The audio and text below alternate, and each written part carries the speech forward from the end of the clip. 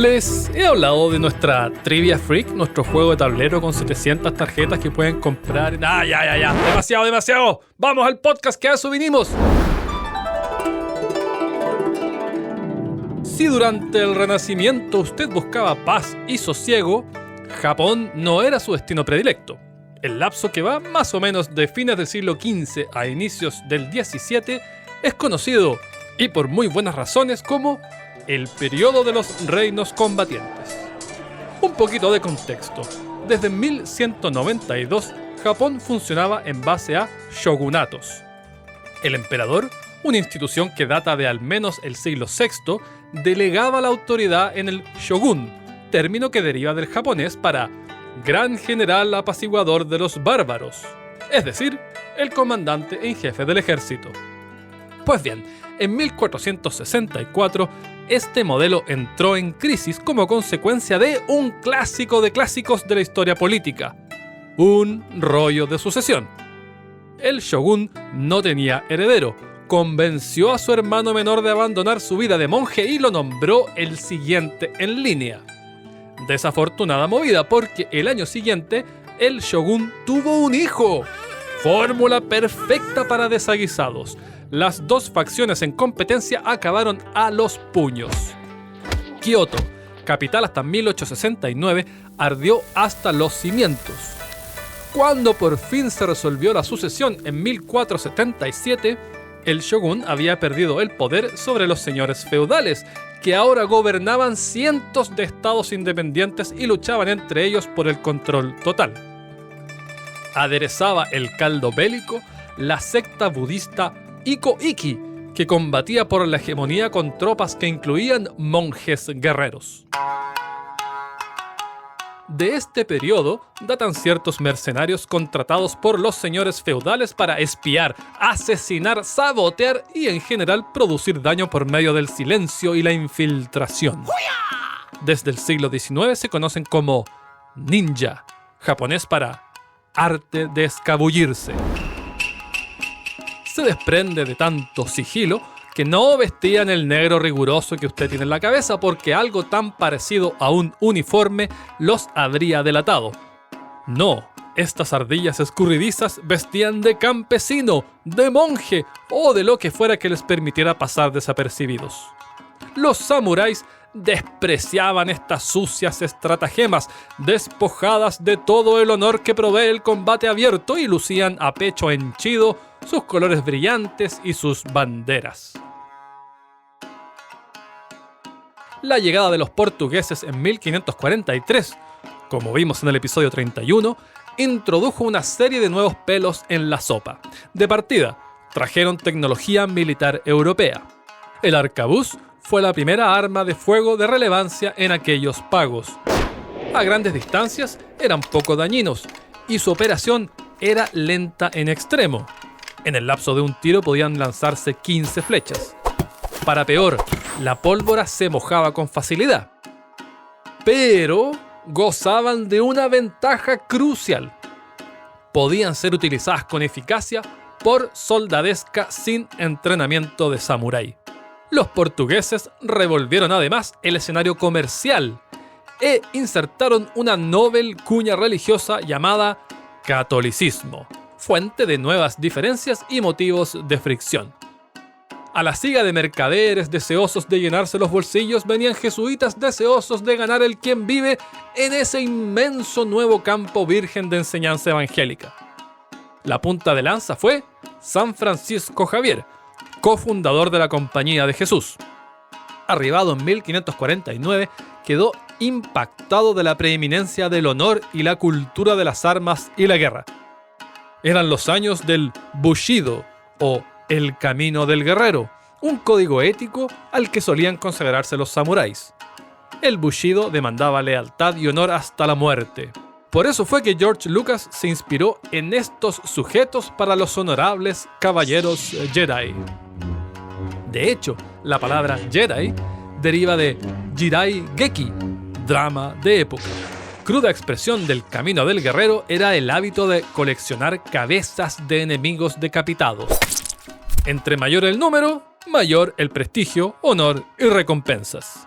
Mediante un ritual llamado Ohaguro, las cabezas eran embellecidas al tiempo que se recitaban hechizos destinados a traspasar los espíritus demoníacos del enemigo. San Francisco Javier practicó 2 años de proselitismo intenso y partió a China. Los seguidores que se quedaron en Japón convirtieron a varios señores feudales. El más poderoso de ellos concedió permiso a los portugueses para establecer un puerto que diera cobijo a sus barcos. Así fue como los europeos fundaron una de las ciudades japonesas más famosas en Occidente, aunque por otros motivos: Nagasaki.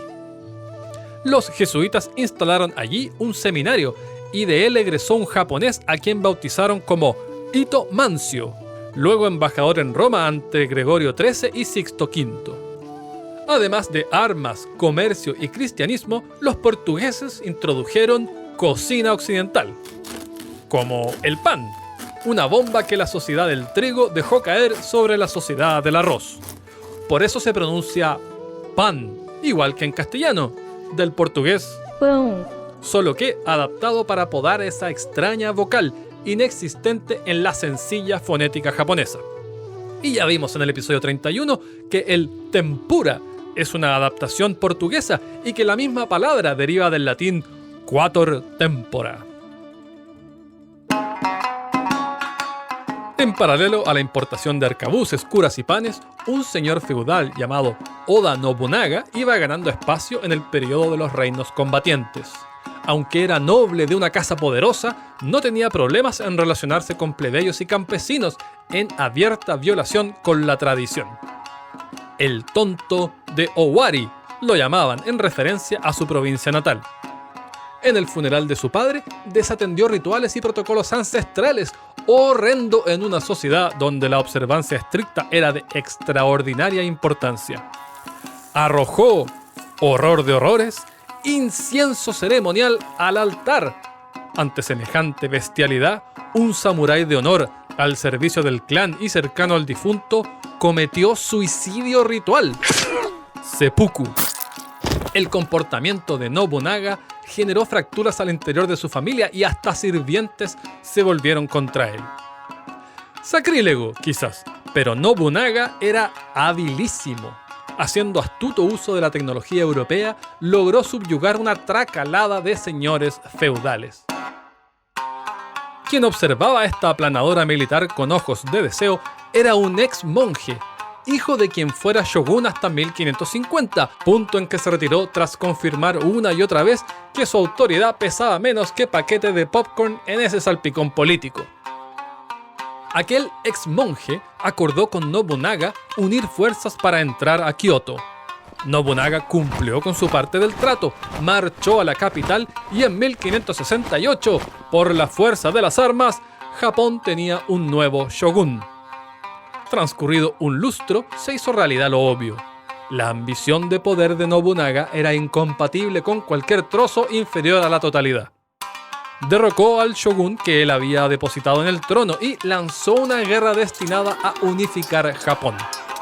En 1580 terminó la conquista de la mayor parte de la isla de Honshu, la más grande y poblada, y derrotó a los rebeldes de la secta budista Ikoiki, esa misma década. Entre quienes combatió al lado de Nobunaga se cuenta un esclavo negro de Mozambique, casi con seguridad el primer africano en poner pies en Japón. Había arribado junto al mismo jesuita italiano que tuvo la ocurrencia de enviar a Ito Mancio a Roma. Nobunaga creyó al comienzo que su piel estaba teñida con tinta negra, mandó a desnudarlo de la cintura para arriba y refregarle la piel. Dice la crónica: la negrura de su cuerpo es como la de un toro y es sano y de buen físico. Además, tiene la fuerza de más de 10 hombres. Se decidió que su nombre sería Yasuke. También le entregaron una espada corta y una casa. Para 1582, cuando Nobunaga era ya el líder de facto del grueso de Japón, visitó un templo en Kioto para celebrar una ceremonia del té. Uno de sus muchos enemigos, enterado de lo desprotegido que iba, detectó una oportunidad para un ataque sorpresa. Nobunaga y sus sirvientes opusieron fiera resistencia, pero a la postre sucumbieron ante la abrumadora inferioridad numérica. Cuando estaba todo perdido, Nobunaga dejó escapar a las damas de la corte, se retiró a una habitación interior y cometió seppuku. Su nombre pervive en Oda Nobunari, campeón nacional de patinaje artístico, quien se presenta a sí mismo como su 17º descendiente.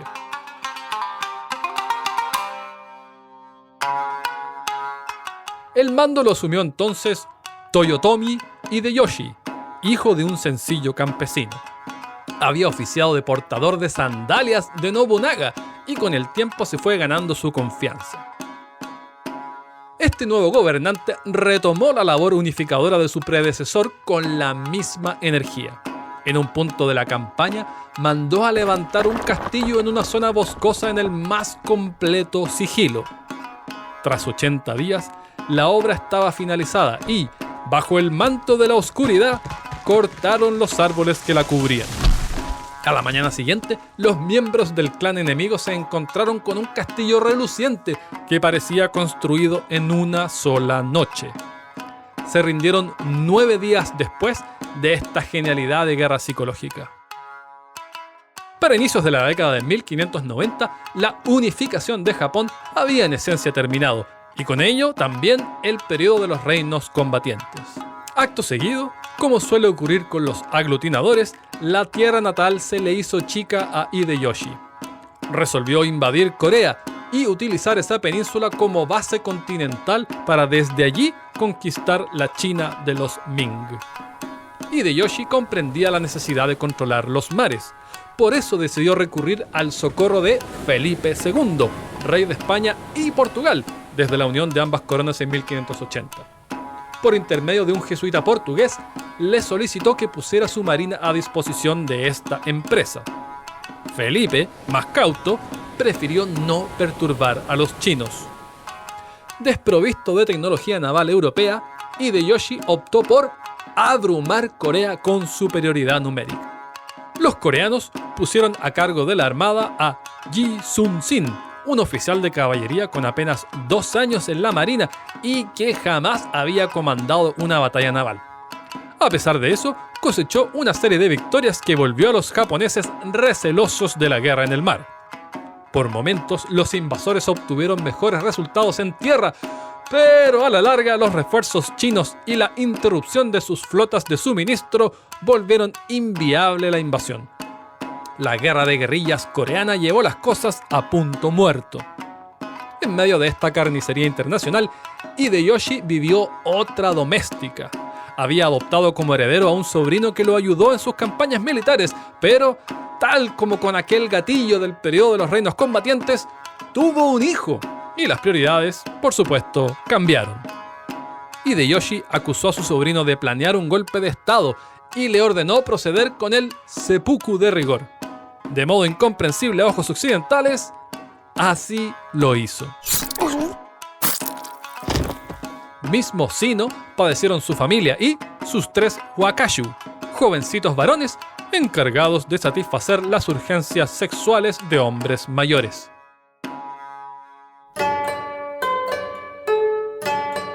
Hideyoshi inició negociaciones de paz.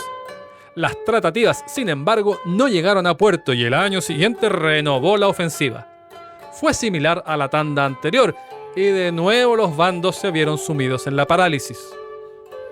Al ritmo que empeoraban las noticias desde Corea, lo hacía también la salud de Hideyoshi. De manera de asegurarle la sucesión a su hijo, convocó a 5 poderosos señores feudales.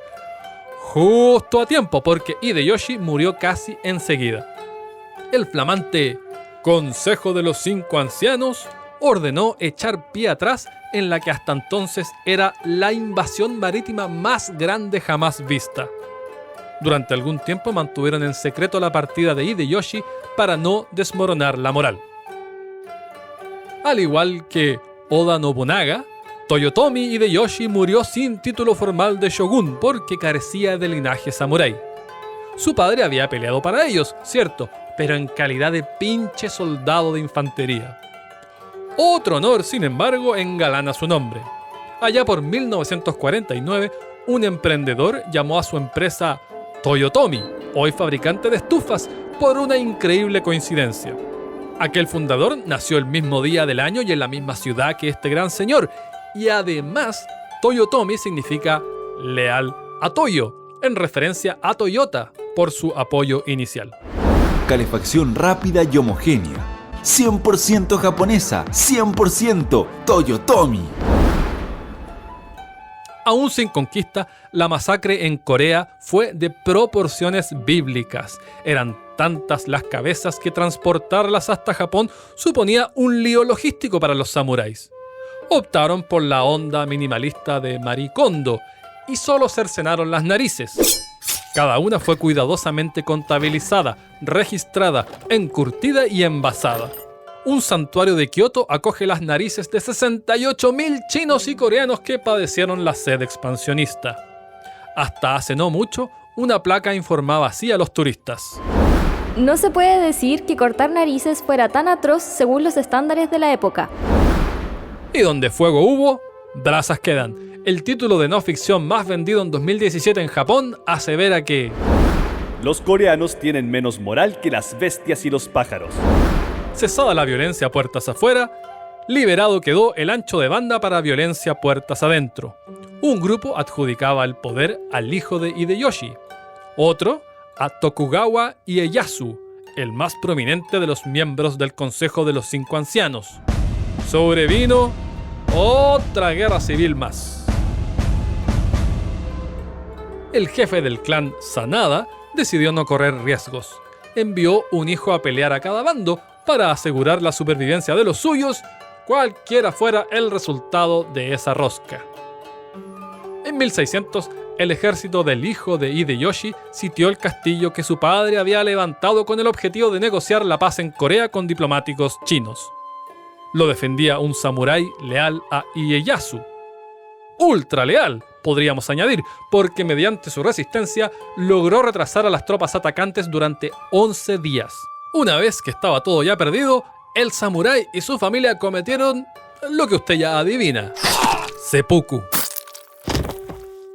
El castillo fue desmantelado y sus piezas incorporadas a templos de todo Japón.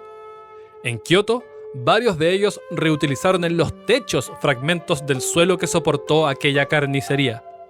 Aún son visibles allí los contornos y las huellas ensangrentadas, tétrica expresión de economía circular. En parte gracias a esta resistencia heroica, las huestes de Ieyasu tuvieron tiempo de reagruparse y lograron la victoria decisiva en Shikagahara.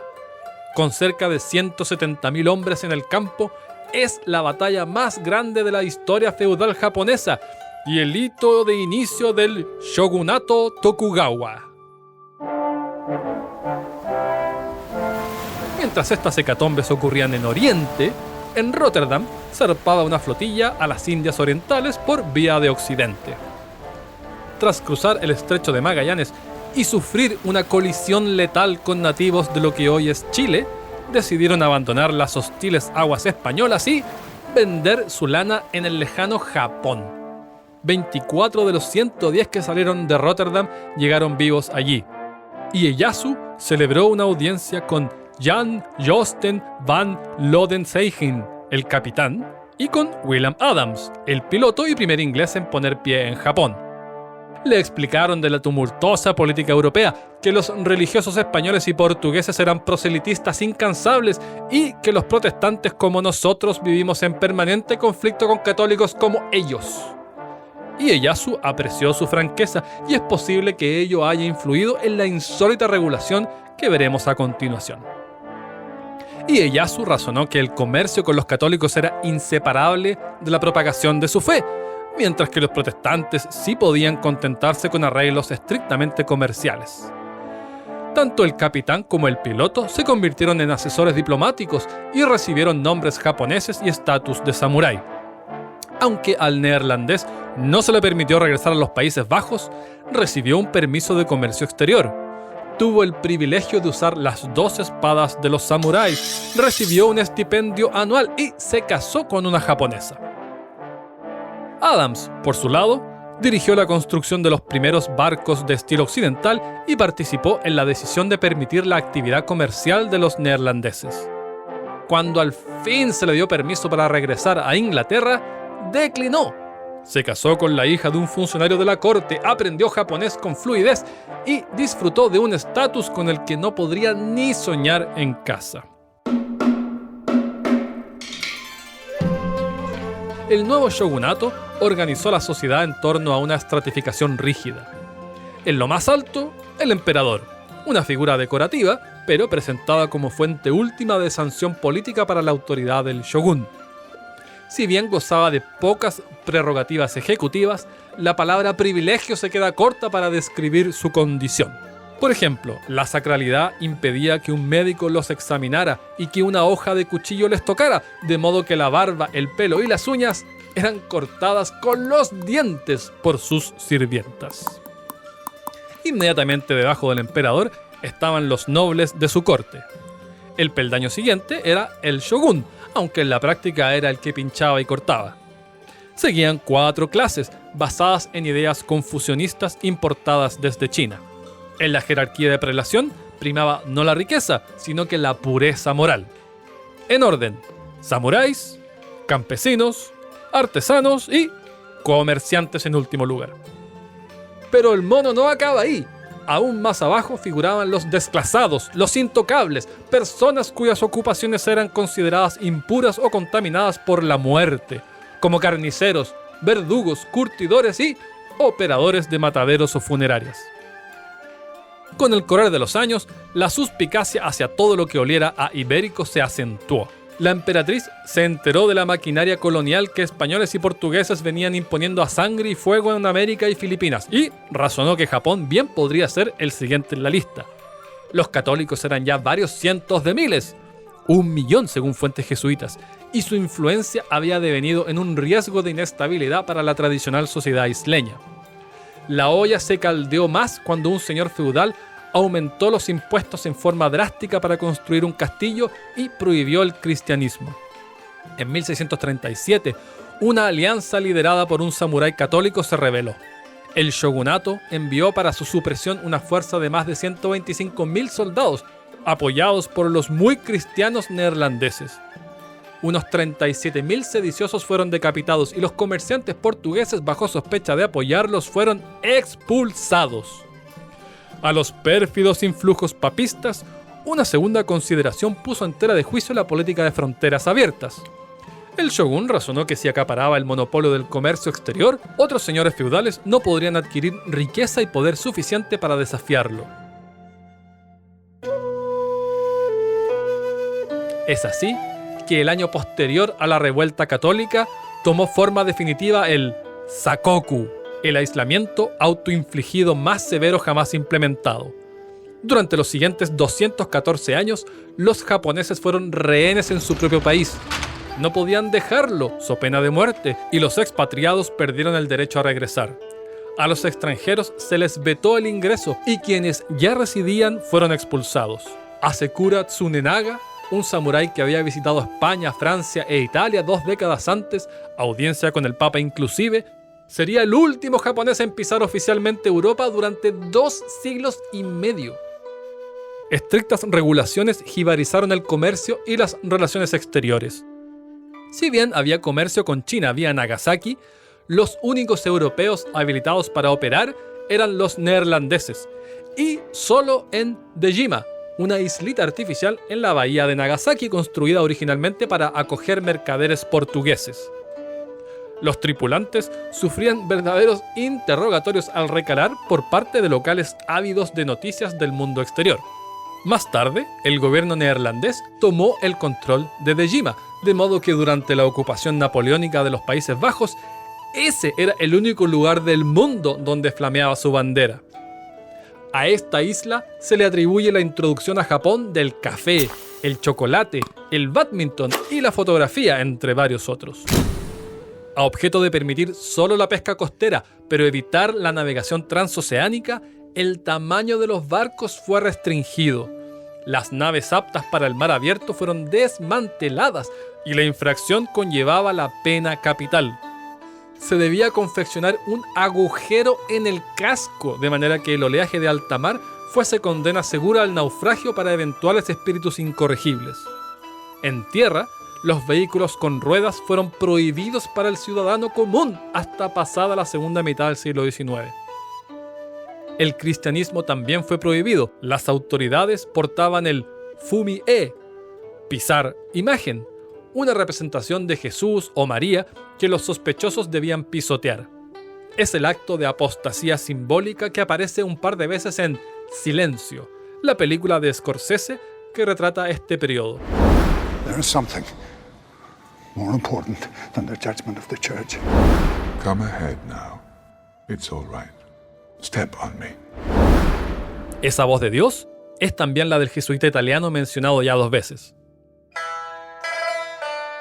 Muchos optaron por perder su vida antes que renegar de su fe. Los llamados Kakure Kirishitans, cristianos ocultos, adoraban en secreto, con laicos galleteando dentro de lo posible en lugar de los clérigos expulsados, y la Biblia se transmitió por vía oral. Y no solo la Biblia se volvió clandestina. Todos los libros europeos, religiosos o no, fueron vedados. Las figuras marianas o de santos adoptaron la fisonomía de estatuas tradicionales de Buda en modo camuflaje. Las oraciones sonaban como cantos budistas con una que otra palabra latina o portuguesa infiltrada por aquí y acullá. De ese modo, los shogunes siguieron gobernando no solo con poder absoluto, sino además sin molestias externas. Tal es el caso de Tokugawa Tsusayanoshi, apodado Perro Shogun por buenos motivos. Motivado por sus creencias religiosas, protegió los seres vivos a toda costa, y en especial los kanes. Él había nacido el año del perro. Exigió velar por el bienestar de todos ellos, incluyendo los callejeros. Para 1695 pululaban tantos de estos cuadrúpedos que las calles hedían. Un tipo fue ejecutado solo por herir a uno. Más de 50.000 ejemplares fueron deportados a perreras, donde eran alimentados con arroz y pescado a expensas de los sufridos contribuyentes. Tendría que llegar un comodoro estadounidense recién en 1853 para que Japón volviera del todo a la órbita de la humanidad. Pero eso es otra historia.